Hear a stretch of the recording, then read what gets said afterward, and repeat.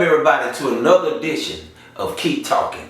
I am your host, Mr. Michael Gotell Sr.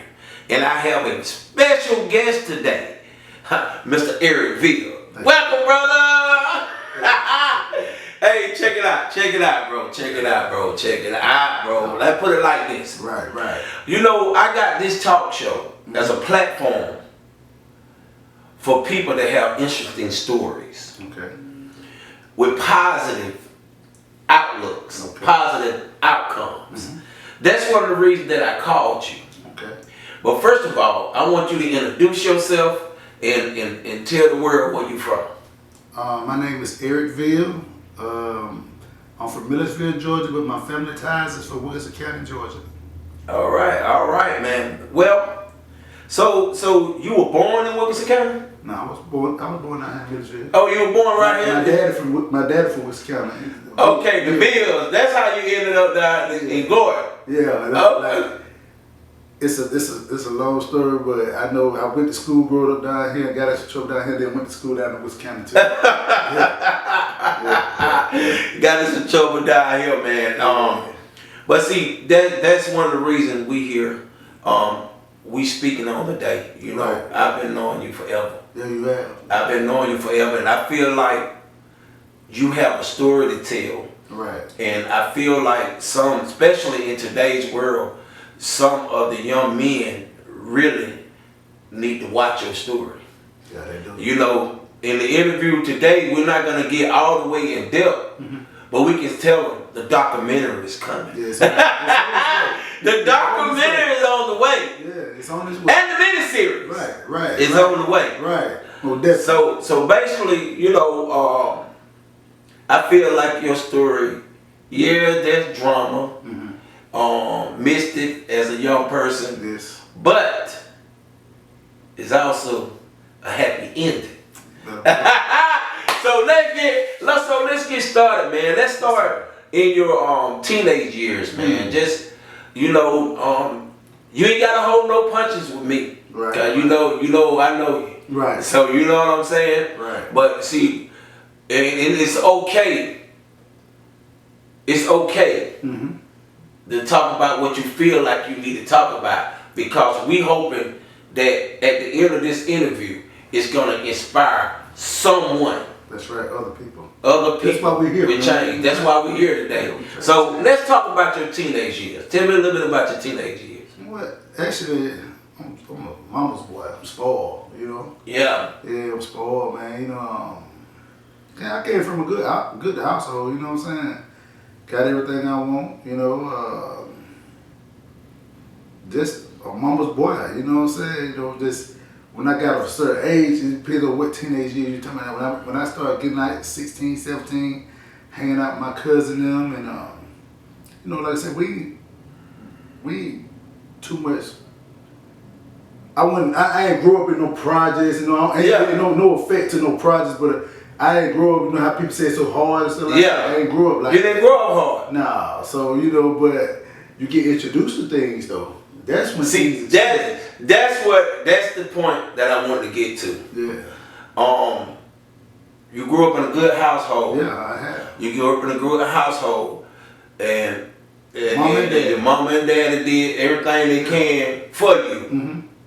But still, you got introduced to the streets. I did. You got introduced to the streets, and let's talk about that point. You know, when you were hanging out with your cousins and stuff. Yeah, it's certain things I just say like this. When I first, it's a guy that I know that this is my first time being introduced to, you know, the drug gang. You know, it's a guy that I know. I didn't know what it was. He asked me to take him to Macon one time.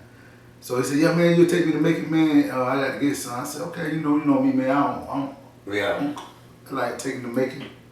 So when I took him to Macon, we went to this place. I still remember the day. We went to the place, and when he came back out, and he said, "All right, we can go." And then I said, "Well, what you know?" So as we was coming back to Millersville, he was showing me something. I said, "Hey, man, what that is, man?"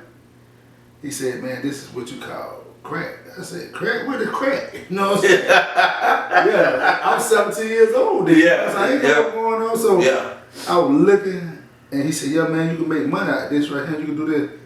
I said, make money out of that? I said, you telling me people pay some money for that right now? He said, yeah.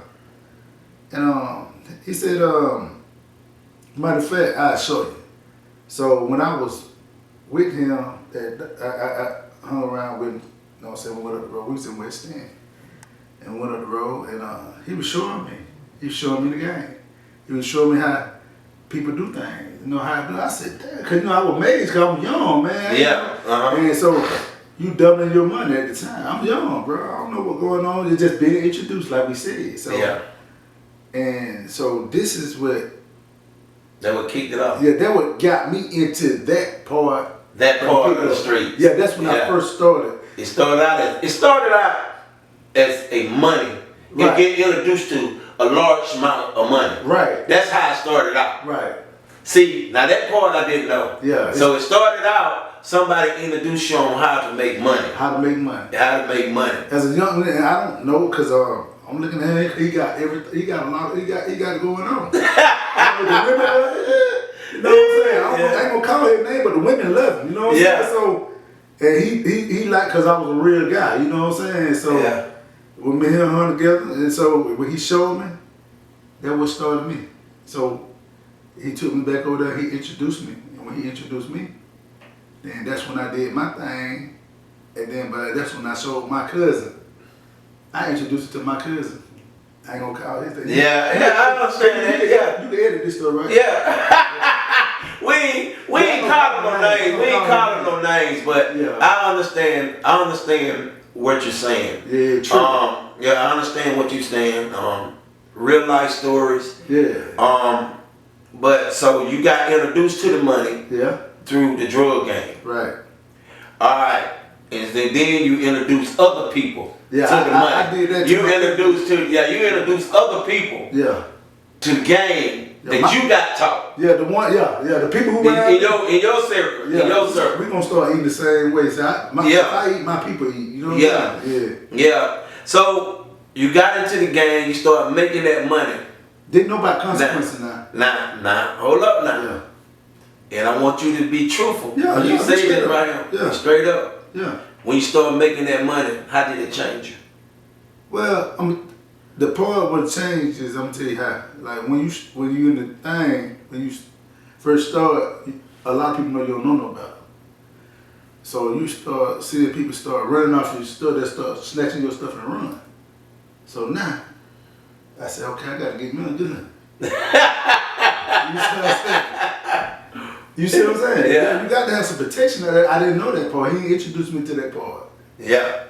You see what I'm saying? So I had to learn that part on my own. People try to take your stuff, bully you when you were young, especially when you don't know no better, especially older and bigger guys.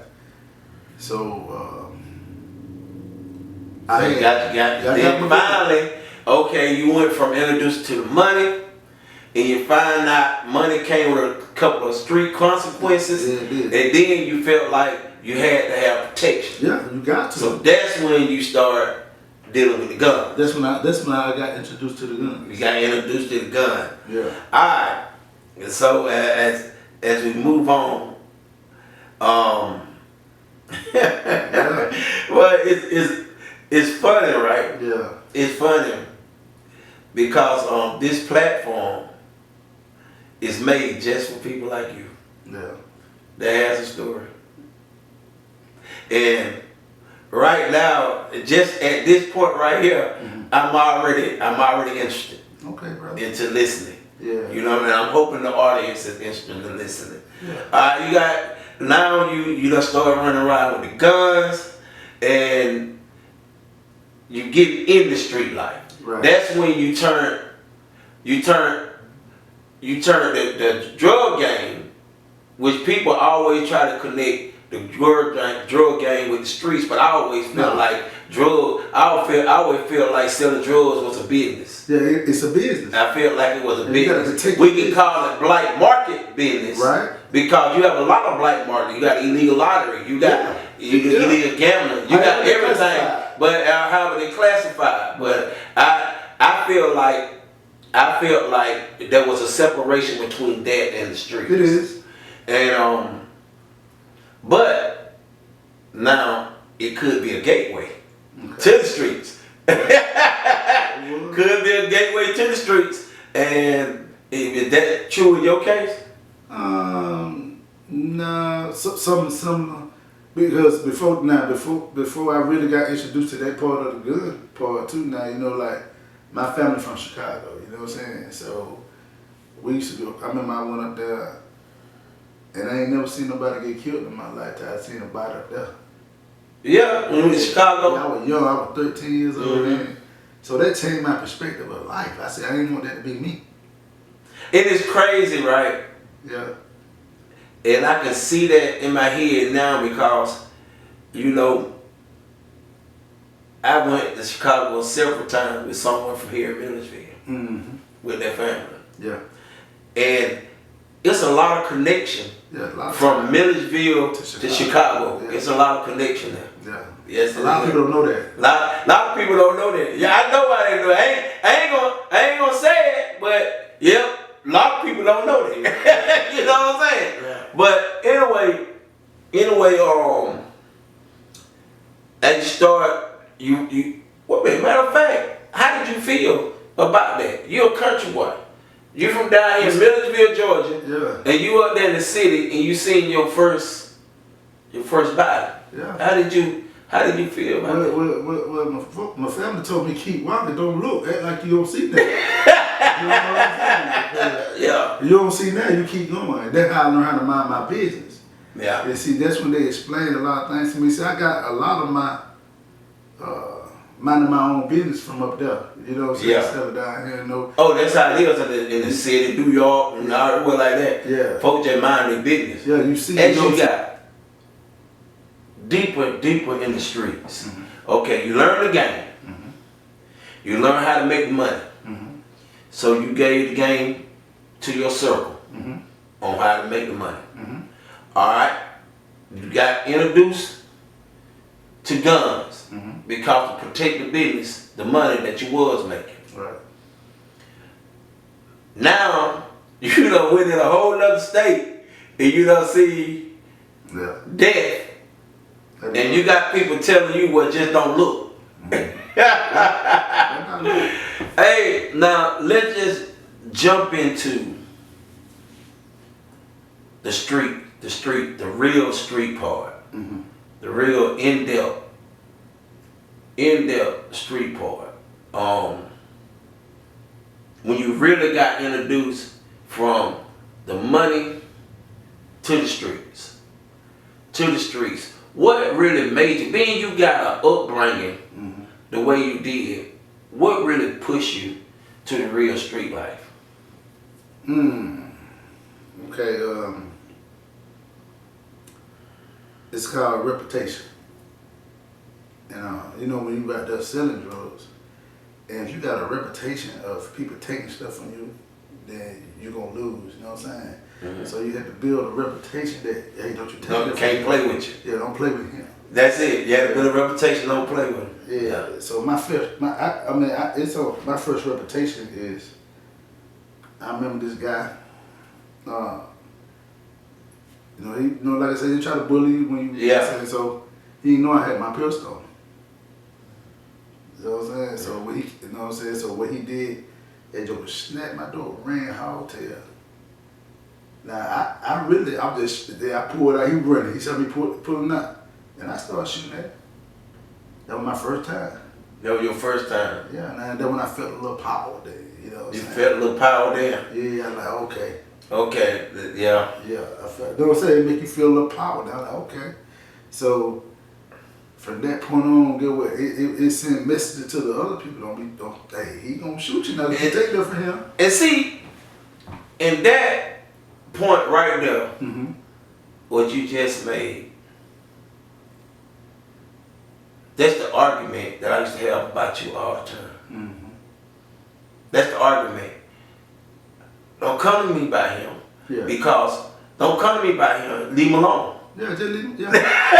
Leave him alone. Right. Leave him alone. He ain't act like that for no reason. Nah, somebody, man, I don't never mess with nobody. You don't act like that for no reason. Right. You know what I'm saying? Right. Come on now. Right. Would not tell me the whole story. Yeah, tell me the whole story. Yeah. Oh man. So, but it made you feel like power. Well, yeah. So in other words, you was holding on to that weapon or weapons as you got older. Yeah, as you got older. Right. Because you got used to it. Right. That was the power. That was the control of your situation. Right. Of your situation. Yeah. Keep people off of you. Yeah. That's the way it was. Mm-hmm. Now, somebody had to teach you something. Yeah. You didn't just jump out there in the streets. Nah. You know what I'm saying? Yeah. You didn't just jump out in the street and start doing, not like today. Nah. You start there doing your own thing. There's always was structure. Right. Right. Always was structure. Correct. At all times. Mm-hmm. You know, so when you start getting into the structure part of being in the streets, how did you feel then? Or did you, since you was already in the money game, did you catapult into leadership? Or did you have to earn your stripes? You got to earn your stripes. You know what I'm saying? 'Cause people get, in order to be, you have to show people that you are a leader because you are willing to do the things that you are sending other people out to do. You see what I'm saying? Exactly. So you can't send nobody out to nothing that you haven't never done. You can't be no leader. You know what I'm saying? I can't look up to you and you ain't never did it. So how did 18, 19-year-old talking about being home? Who? No, that's another story. That's another story, dude. That's another story. I ain't even gonna get in there. I ain't even gonna get into that part. I ain't gonna get in that part. Man, but you earned your stripes. Yeah, you gotta earn it. And then you became a leader. Yeah, I did. A strong leader. Mm-hmm. Out there in the streets. Yeah, ties in different states. In different states. And you know what? I'm gonna tell you this, which you already know this. Mm-hmm. You know I was all over the city. I already know. You know I was all over the city. Mm-hmm. Know what my mission is. Yeah. But at the same time, you can go all over the city. Mm-hmm. Yes, There's sir. no issues. Yes, sir. Even if somebody turn their nose up, but they know it's you. Yeah. They know it's you. That's earning the stripes. Yeah, people have to tell them who I am because a lot of young guys don't know my face. Mm-hmm. So, like, guys have to tell, all right, now that's it now. Oh yeah. Oh, you know, you're gonna run into that. Yeah. You're gonna run into that because they kind of wild up there. Yeah. But anyway, as we transition on, man, in this story, let's talk about your first incarceration. Mm-hmm. Your first incarceration. Mm-hmm. Now, this is the point that these young bucks out there really need to be watching. Yeah, and they can look me up. I mean, I ain't. They can look me up on the internet. Yeah. They can see it on the internet. You know what I'm saying? So, it ain't no game. It's something that I have. Yeah. I lived that life. So, but talk to me about the first time you got incarcerated. Well, honestly, before I first, you know what I'm saying, like I said, I had to beat so many trials because I had beat 4 trials before that. You know that, right? Yeah, I had beat 4 trials before I even first went to prison. So these people wanted me so bad. They wanted me so bad. But they wanted you bad because of the leadership. Right. Because a lot of times you say you cut the head of a snake off. Yeah. You know what I'm saying? About to die. Then about to die. Correct. But see, but it ain't structured like that in the streets. No, it ain't true. You cut the head off. You kill one, someone else move up. Correct. It's another head grow back. That's why we got structure. That's what you got. At least that's the way it used to be. Right. Yeah. It's supposed to still be. Right. Yeah. You know what I'm saying? You know what I'm saying? It ain't like it used to be. It ain't like it used to be. Right. But anyway, so you done went to trial 4 times. Yeah, I don't. Yeah. But you had a bad boy on your team. Yeah. You had a bad boy on your team. Yeah. So you beat 4 cases. Yeah. Because your hands were clean every time. Mm-hmm. Hands were clean. All right, but talk about when I got that time. when you got time. Them 65 years.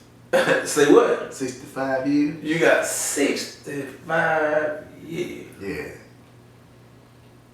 Wow. Now, I want you to think back to that time. Mm-hmm. When the judge first said that. But first of all, let that be part 2. Mm-hmm. Part 1, how did you feel for the first time in your life for a jury or a judge to say, you guilty? You know my honest opinion about the case and everything, but okay, you know they fabricate a lot of things on me too now. Of course. So they had to fabricate a lot of things on me to get a conviction, and so the things that they say I done. See, I would have been alright if I got went to prison for the things I done. Yeah, but they missed that. Yeah, so, that's what I tell them. It's too late now. Yeah. yeah. They fabricated some other stuff. You know what I'm saying? Like, they say I not. But we can put that on the documentary. We ain't gonna put all that out there now. Right. But I just wanted to know how you felt when that guilty charge came down, man. You been charged guilty. Your charges, you guilty of your charges. Though, when I got found guilty of the charges, I was like, you know what I'm saying, like, you know, they ain't follow the rules. You know what I'm saying? I guess when you trying to get somebody off the street, they ain't follow the rules. They gonna whatever they gonna do. That's why I try to tell people, if they want you, they gonna get you. Yeah, ain't no if and buts. Yeah, they gonna get you one way or the other. You see what I'm saying? So, but when the biggest thing is when they handed me my sentence down. When they said when they gave you a sentence, how did you feel at that moment? I thought they were playing. I said they got to be trying to pump me or something, play with me to my 65 years. Yeah, you got 20 for this, 20 for this, 20 for this, 5 for this, 10 for this, and especially when I'm the first person too now that in Georgia that they convicted with that Georgia Street gang act.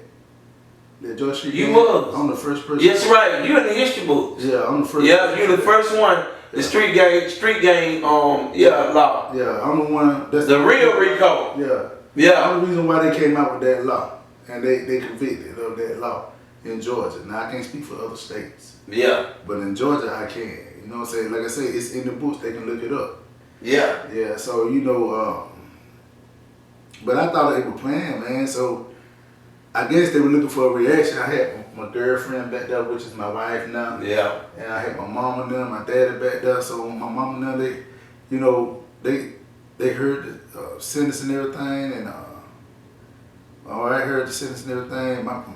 They broke down. And I still stood just like that because I ain't gonna let nobody see my reaction. Yeah. That's a private moment for you. Yeah, that's for me, not for them. Yeah. Ain't gonna give them the satisfaction of we got it, because I ain't just let y'all feel like y'all broke me just because y'all gave me that time. And actually, that's a good place to transition to prison. That's why I did. Yeah. You know what I'm saying? That but we ain't gonna stay on the prison life too much. When you was in the prison system, actually,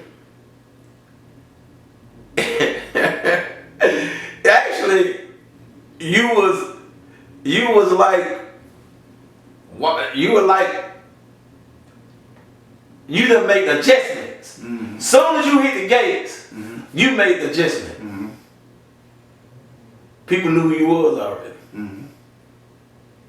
They knew you. I can tell you what happened to me when I first came. I'm gonna tell you something like, okay, this is crazy part. They found me guilty November the 4th. I went to prison November the 5th. What? Yes. It wasn't no wait time in jail. It wasn't no wait time for me because anybody else they wait for prison, they sent me to prison the next day. So you ended up in Jackson? No, they sent me to Baldwin at first, right? So the warden, all them folk came and called me out there and talked to me, even the CERT team. He like, you ain't gonna call no problem in my prayer? I said, nah, man. I said, nah, I'm just trying to get myself together right now. Yeah. So you get ready for the pill already. Yeah. Day one, you get ready for the pill. Yeah, I don't just lay down. You know what I'm saying? I Yeah. fight for my life. I'm really like I got to fight for my life back at the time. So I went back to. They sent me back to the dorm. How about them folks shipped me out the next morning to Jackson, straight to the hole. And I stayed in the hole. 3 months. My first time in prison, man.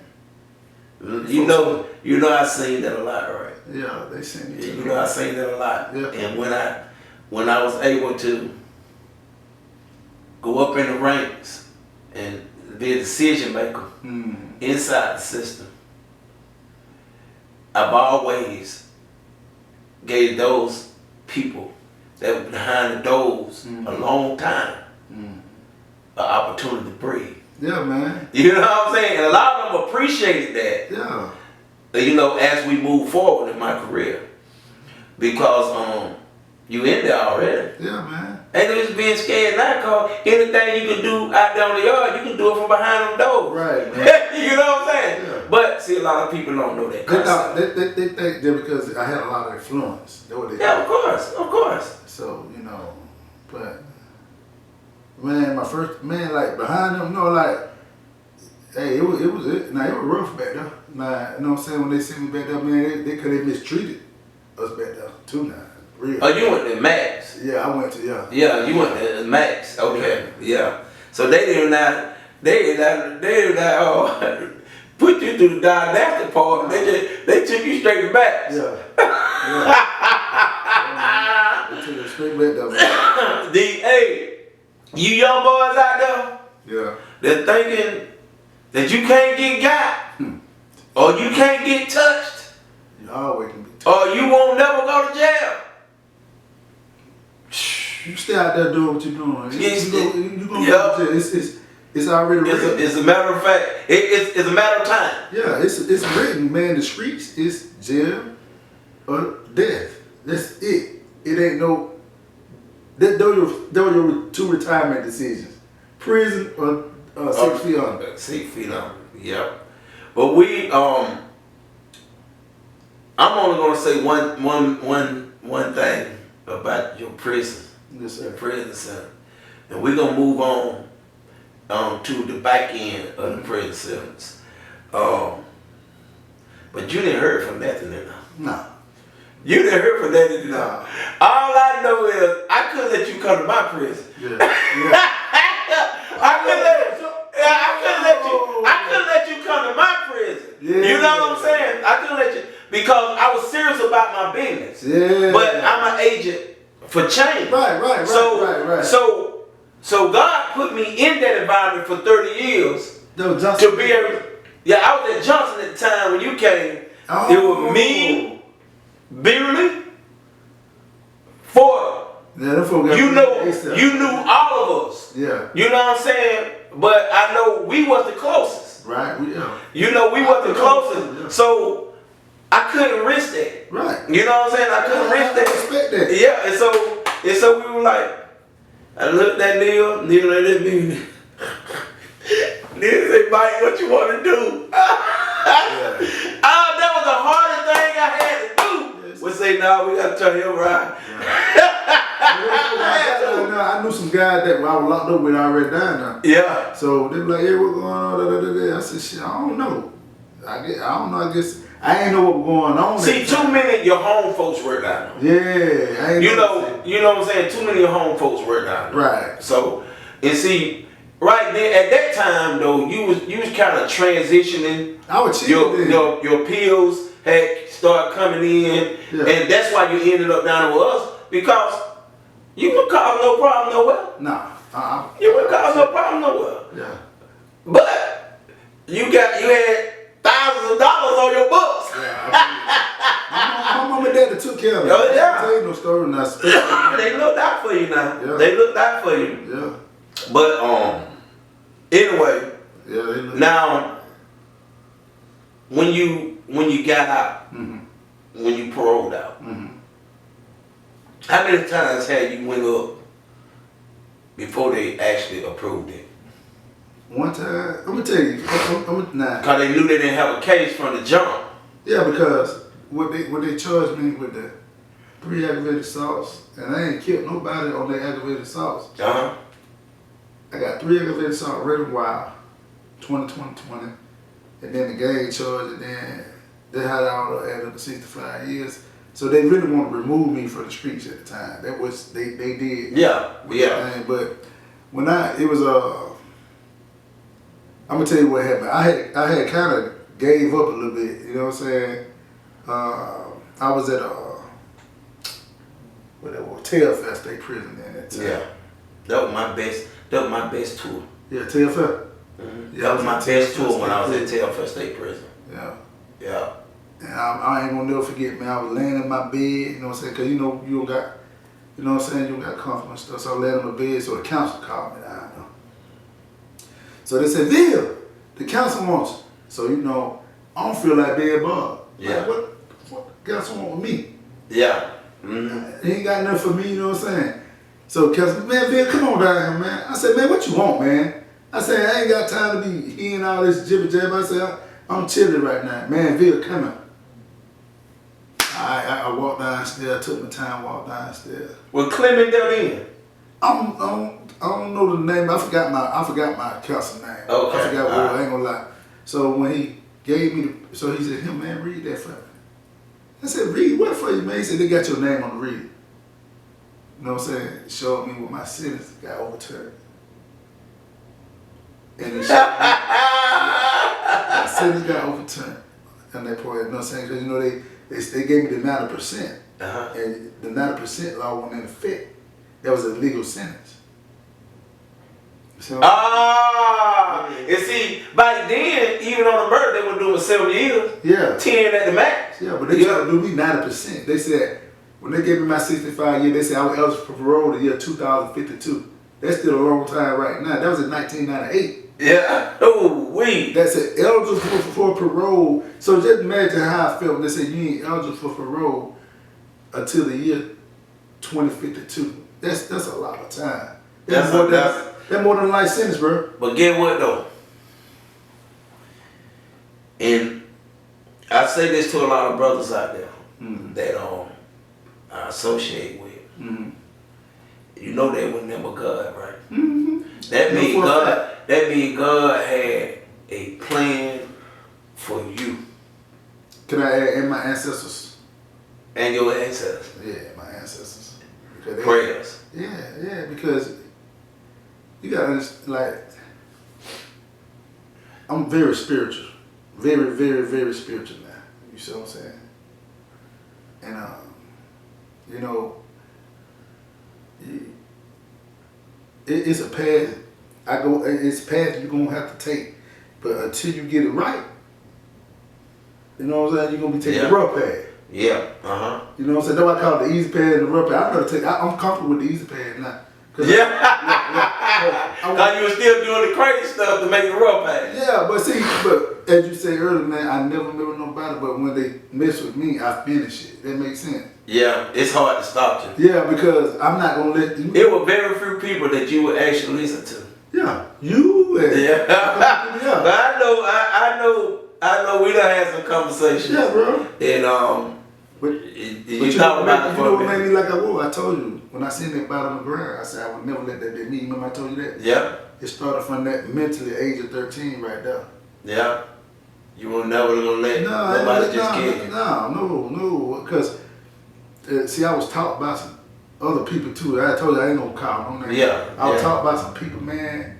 You know, when you pull your gun out, you use it. I was taught by, you know what I'm saying, respect. See, I was taught different than what these guys talk now. I respect.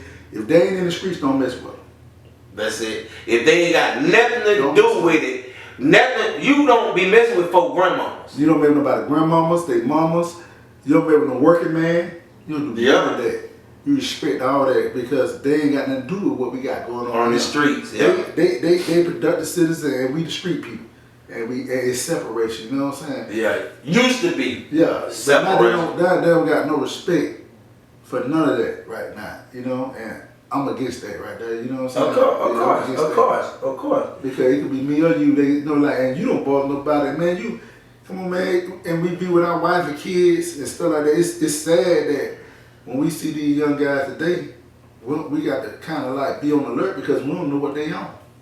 That's sad. And see, what's crazy though, my family look at some of the situations that I put myself in because I'm trying to save somebody else. Yeah, you know what I'm saying? But that's the calling.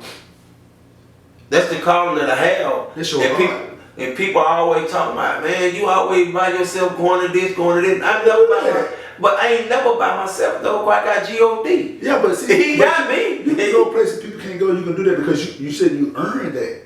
If family was a priority. Right.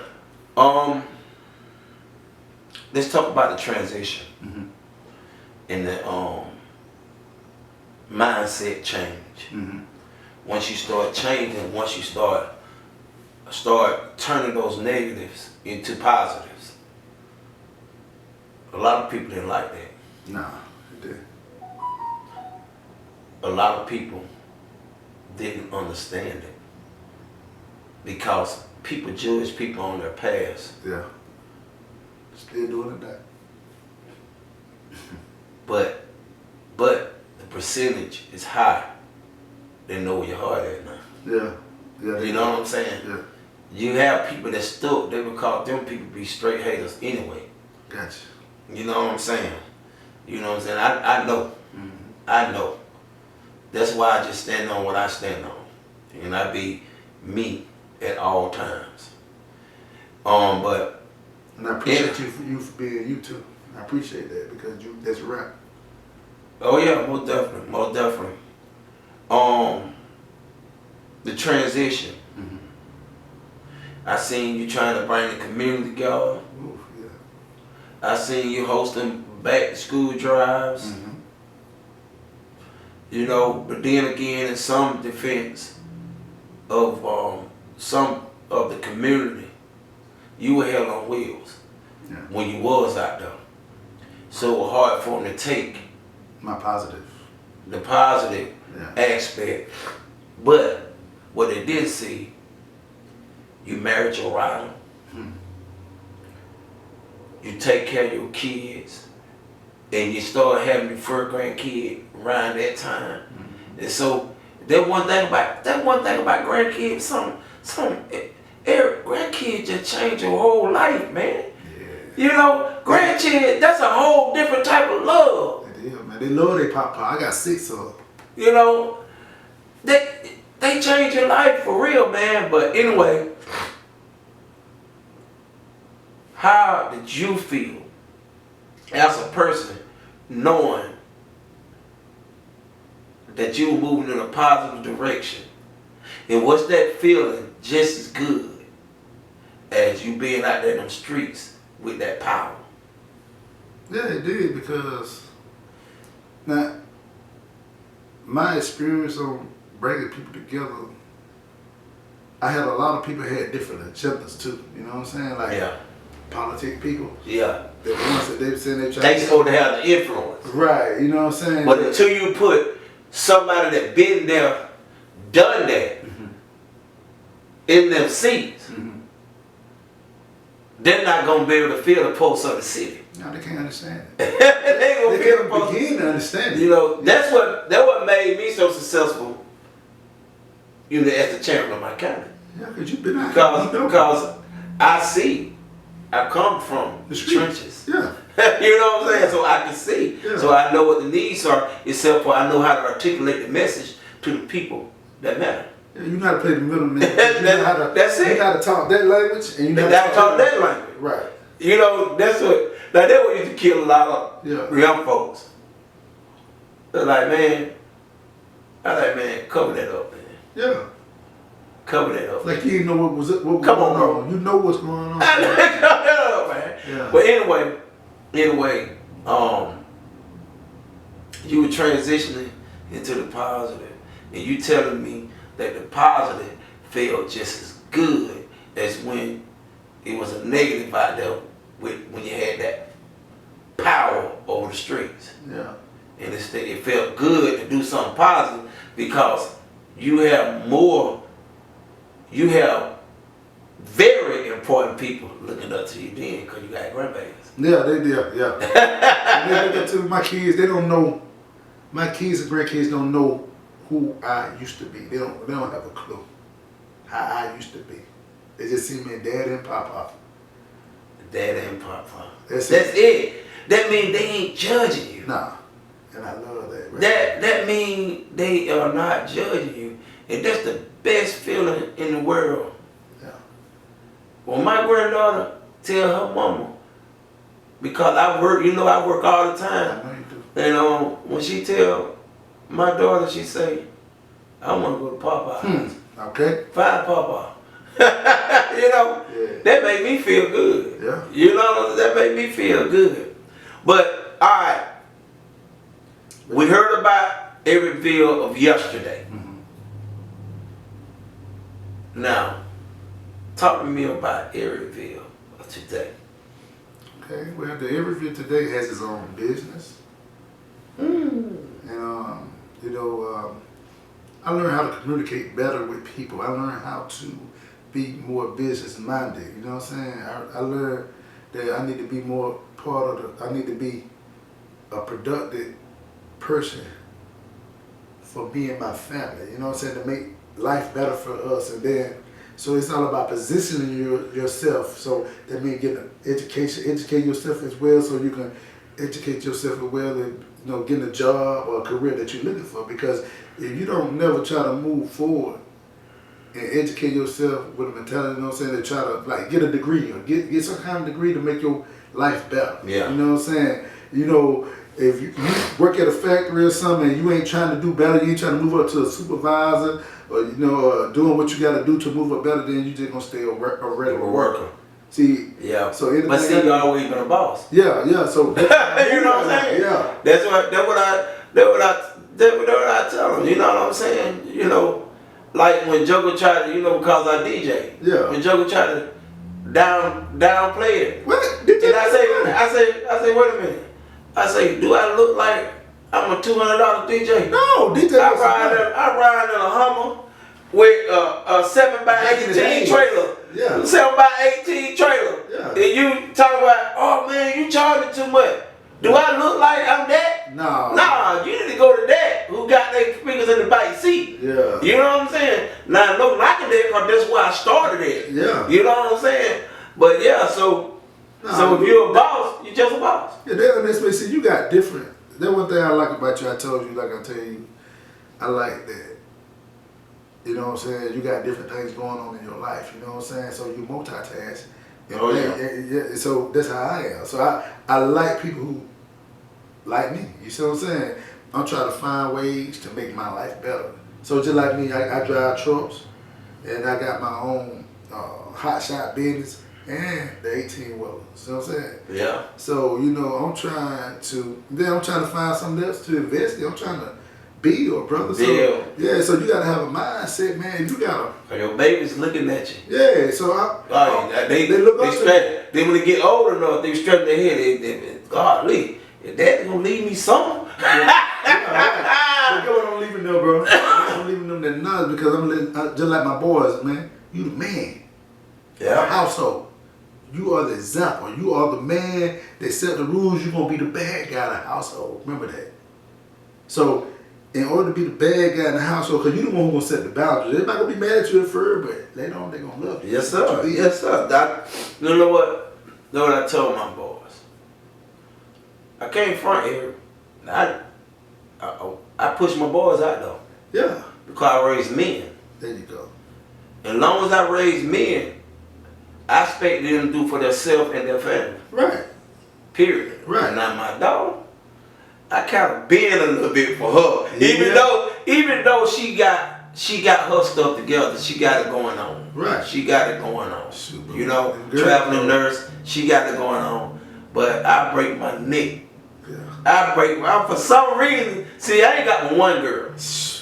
So that make it worse. I ain't got but one girl. Yeah, she gonna. You know what I'm saying? Well, that's crazy.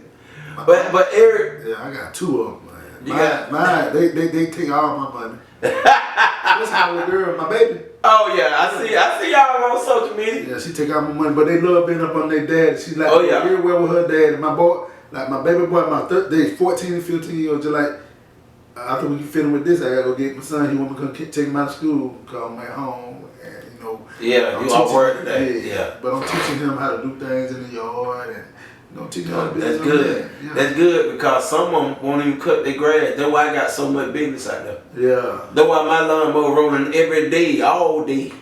Because you. Let's put it like this. I got 11 accounts in Lizella, Georgia. Yeah. And I got a mom, her husband overseas, military, right? Yeah. She got a son that's 16 and 18, and I'm cutting her grass. No. Yep. It was a man. the man going overseas. Yeah. He overseas now. He in the military. So they taking advantage of it. It's just the point. Yeah. It's just the point is she got them teenage boys there. They supposed to be. And I'm still going to cut her grass. Nah, they supposed to be cutting. Oh man, what you talking about? Anyway, we're finna wrap this thing up because they gotta watch. Get ready for the documentary. Yeah. That's coming up in the beginning of 2026. Matter of fact, we're gonna drop it the first weekend in 2026. And the Eric Vil story is gonna be real exciting. Right. Real exciting. And don't take it as bragging. No. Take it as lessons. Yeah, growth. Take it as lessons from where you started to now. So any last words that you want? I want you to just speak to the men. Yeah. The men, the boys. I mean, anybody can change. I mean, you don't have to have. I don't hang with a lot of people. I hang by myself now. Me and my wife and kids, and I got a select few that I hang with. You know what I'm saying? But you don't have to have a crowd to be a man. You don't have to have okay for your homeboys to be who you are. Be yourself, and you ain't gotta pretend because it can get you in a lot of trouble that you can't get out of. Woo! Yeah. Now you done signed it off on him.